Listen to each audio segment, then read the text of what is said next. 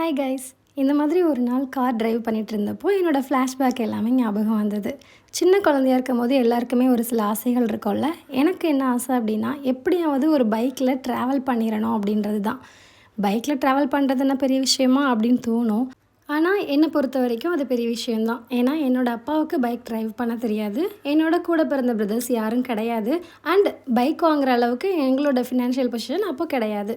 So நான் வேலைக்கு வந்து ஃபர்ஸ்ட் வாங்கின அசட் என்ன அப்படின்னா என்னோடய பைக். இப்போ உங்களுக்கு தோணும், என்னோட கார் டிரைவ் பண்ணிவிட்டு பைக்கை பற்றி பேசுகிறேனேன்னு சொல்லிட்டு. ஊருக்குள்ளே சைக்கிள் ஓட்டுறதுக்கே ஒரு பொண்ணாக ரொம்ப கூச்சமாக ஃபீல் பண்ணிவிட்டு நம்மளால் பைக் வாங்க முடியுமா அப்படின்னு ஏக்கமாக பார்த்துட்டு இருந்தேன்னா, இந்த சென்னை சிட்டிக்குள்ளே கார் டிரைவ் பண்ணுற அளவுக்கு வந்திருக்கேன் அப்படின்னா என்னால் முடியும்னு சொல்லி நான் நம்பினேன்.